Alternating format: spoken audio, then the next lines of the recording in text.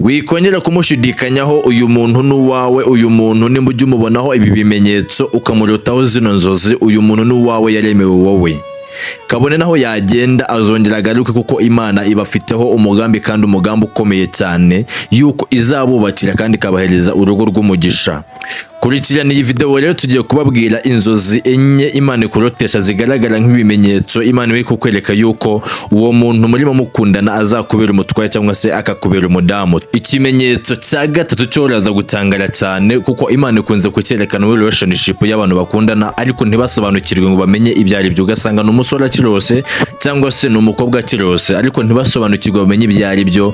Ugasanga barimo baracyafite gushidikanya muri bo kandi Imana yabasuye yaberetse yuko urukundo rwawe Imana irufite muri plani yayo cyangwa se yaruhaye umugisha kera.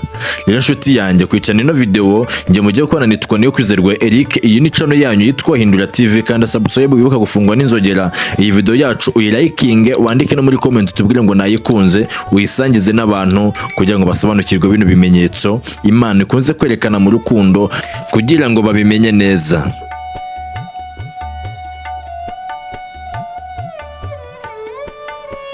Nkuko mubizi ntabwo tujya tubasha gutinda, mureke tujye mu cyatuzanye.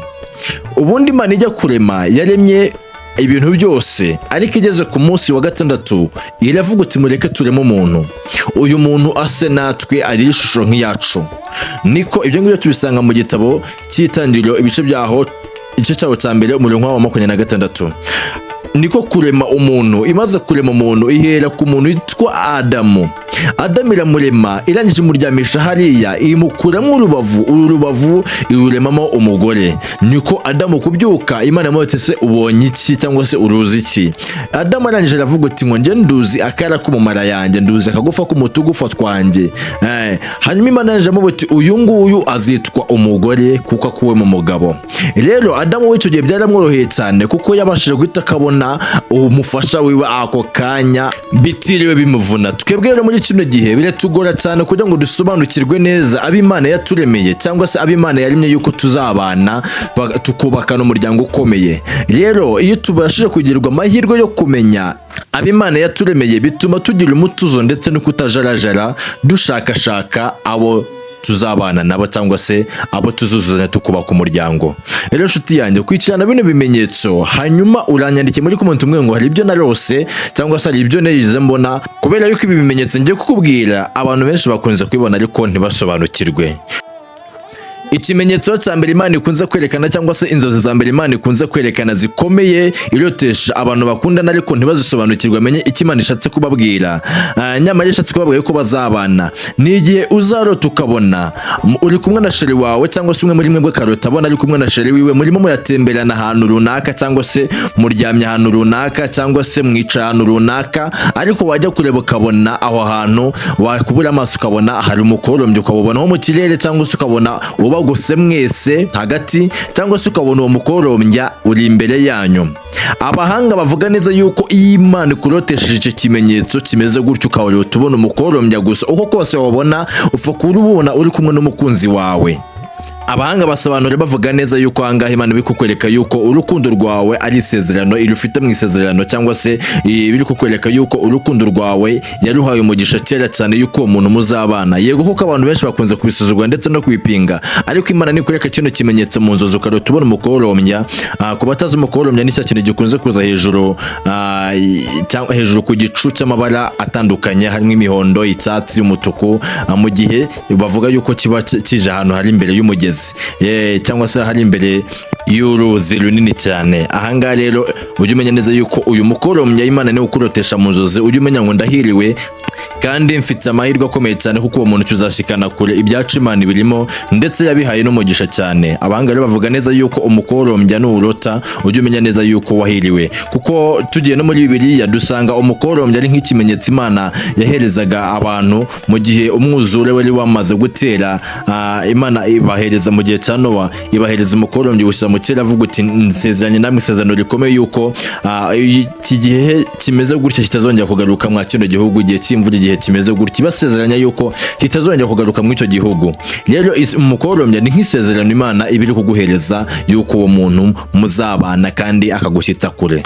icyo ngicyo ari ikimenyetso cyane cyangwa se inzozi za mbere Imana ikurotesha kwereka yuko uwo muntu muzabana nta kabuza. Inzozi za kabiri abahanga bavuga neza yuko Imana izi kurotesha kwereka yuko uwo muntu muzabana. Nshuti yanjye tega amatwi ko izi nzozi mukunze kuzirota mukayoberwa cyangwa se ntimumenye ibyo Imana ishaka kubereka. Ngo nige ngo uzarota ubona ngo wasuye umukunzi wawe iwabo, ukarota ubona wamusoye, warangiza umuko kumusura ukabona yakweretse ababyeyi biwe, kandi umuko kukwereka ababyeyi ukabona ababyeyi barakwishimiye. Hanyuma waba uri nk'umukobwa ukabona ugiye nko kubafasha umurimo, urimo urafasha baramukazi bawe gukora imirimo, cyangwa se urafasha mama guteka. Uwo musore waba uri umusore ukabona urimo uraganira n'ababyeyi muri salo, murimo muganira, ukibona murimo muganira n'ababyeyi muri salo b'uwo muntu.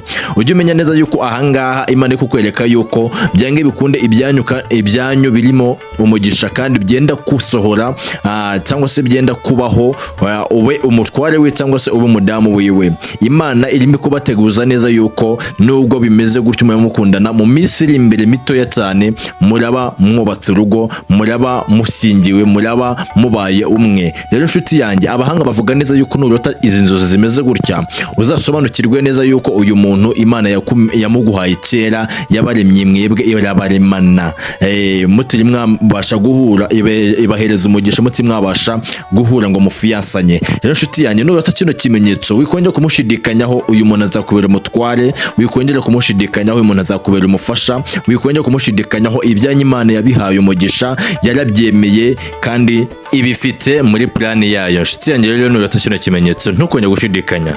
Ikimenyetso cya gatatu rero cyangwa se inzozi za gatatu uroteshejwe n'Imana ukamenya neza yuko uyu muntu azakubera umutware cyangwa se akakubera umudamu, ngo ni igihe uzarota ubona ngo uwo muntu muri kumwe mu rukundo, cyangwa se ukibona muri kumwe nanone mu nzozi, hanyuma ngo wajya kureba cyangwa se wajya kwitegereza ugasanga arimo aragufasha ngo ikintu ngo gise nko cyakunaniye mu buzima bwawe, ukabona arimo arakigufasha, kandi wajya kureba ukabona neza mukigezeho, muragikoze mwembi muri babiri mukigezeho.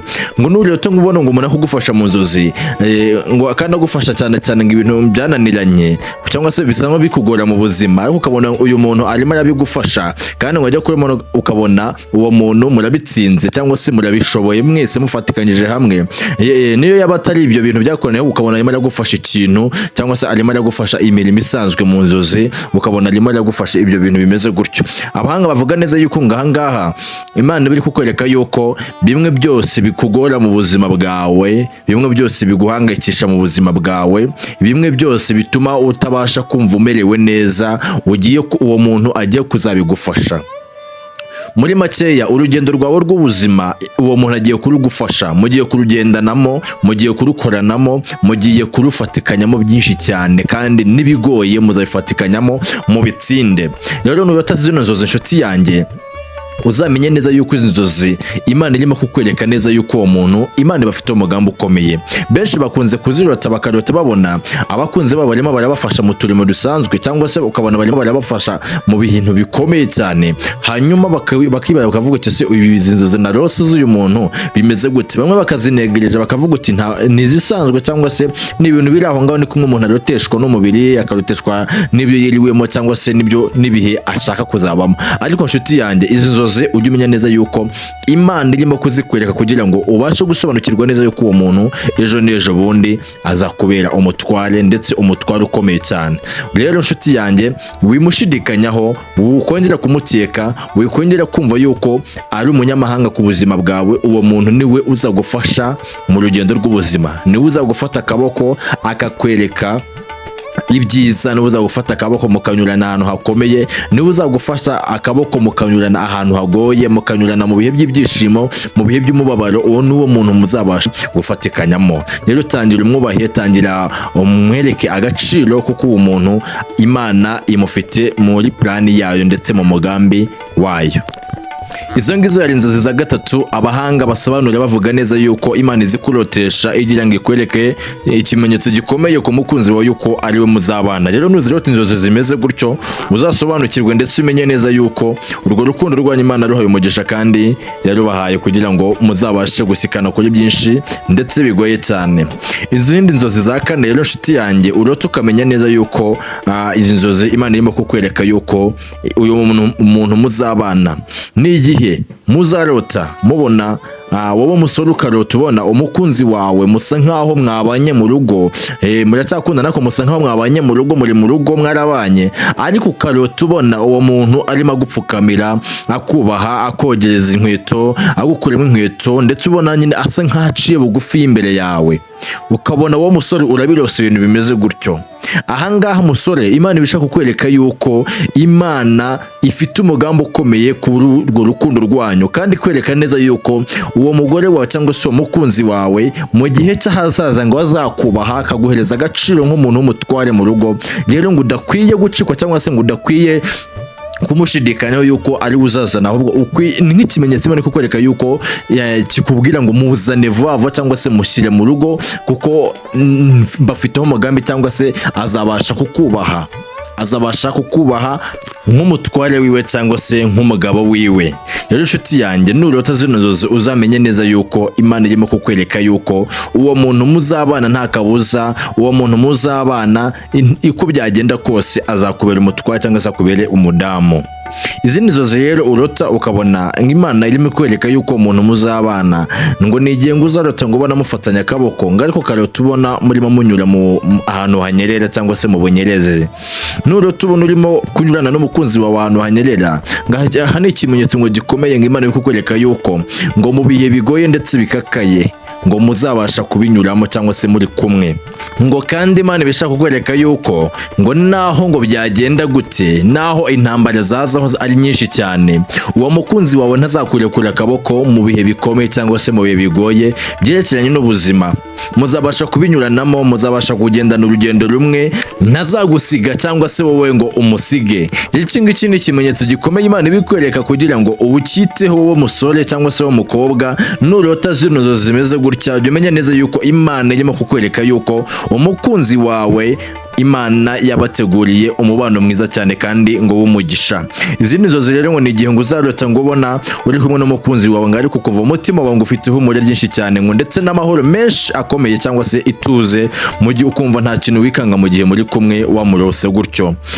Nganga Imana ibishaka kukwereka neza yuko mu gihe uzaba uri kumwe n'uwo muntu nta hungabana uzabasha kugira. Bishatse kuvuga yuko Imana yamukuremeye kugira ngo uzabashe kubana nawe cyangwa se uzabashe kugumana nawe mu bihe bigoye. Rero inshuti yanjye, nibyo bimenyetso n'abateguriye Imana ikwereka mu rukundo rwanyu, ukamenya neza yuko Imana irushyigikiye. Nizere yuko mwanyuzwe, kandi subscribe kuri no channel yitwa Indwa TV kugira ngo ujye ubona ibindi biganiro bindi bikurikira. Rero inshuti yanjye, nubu iyi video nimba wayikunze wiha gukanda like, ukande na comment cyangwa se twandike muri comment ubwe ngo nayikunze, utubwe n'ikindi kintu kwaza gusobanura cyangwa se kwaza kubwira mu gihe kiri imbere tuzakigaruke mu yindi video. Iyi video isangiza n'izindi nshuti zawe kugira zibashe gusobanukirwa neza ibintu. Ndabakunda cyane, Imana ibamere umugisha naho butaha. Amen.